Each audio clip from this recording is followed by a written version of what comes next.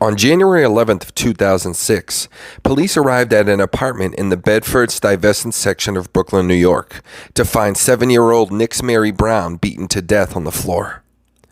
Weighing only 36 pounds, the malnourished child lay a couple rooms over from a well-stocked fridge, loaded with milk, pancake mix, salami, tortillas, cream cheese, and the cup of yogurt she had been beaten to death over. If you enjoy true crime stories, please click subscribe below. And don't forget to click the notification bell to be notified every time I upload a new video. Thank you.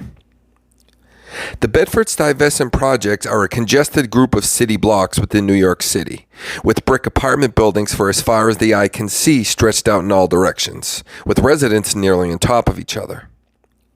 But sometimes the closer we are to someone, the less we see.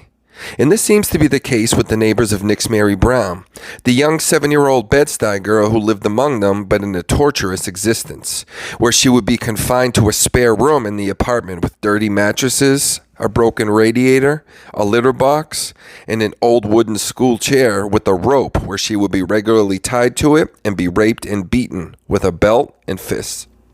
On January 10th, the day before she was found in 2006, her stepfather, Cesar Rodriguez, was sent into a rage against his stepdaughter over a cup of yogurt the 36-pound girl had allegedly stolen to eat and a broken printer that he claimed was her fault.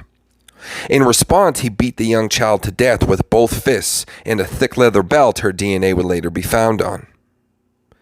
Her mother, Nixzmary Santiago, would ignore the abuse of her daughter as it happened until Rodriguez finally slammed Nixzmary's head into a bathtub and then doused her with cold water. Sadly, had previous signs not been ignored, Nixzmary may have been saved. ACS had received 2 complaints about Brown's family previously, one in 2004 and another in 2005.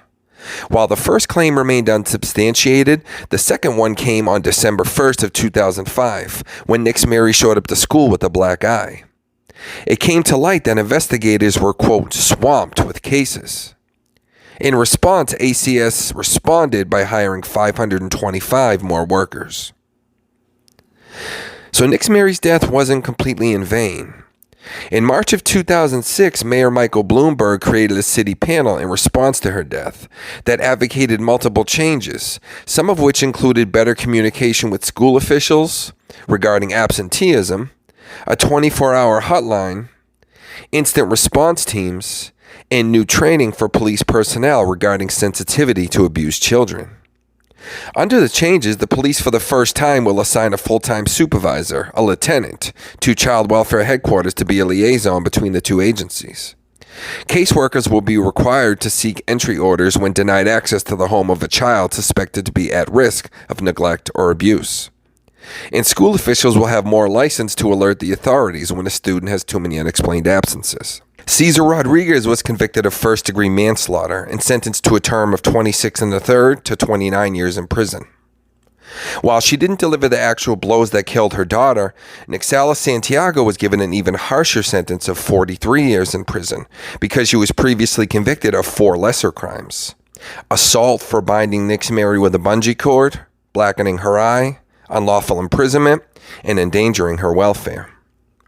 The judge then indicated that a protection order would prevent Nixzmary from seeing her other children. She deserved that and much more, in my opinion, for standing idly by and allowing her daughter to be beaten, lay suffering, and finally die from her wounds instead of getting her help, which the judge noted probably would have saved Nixzmary that day. Instead, she did nothing.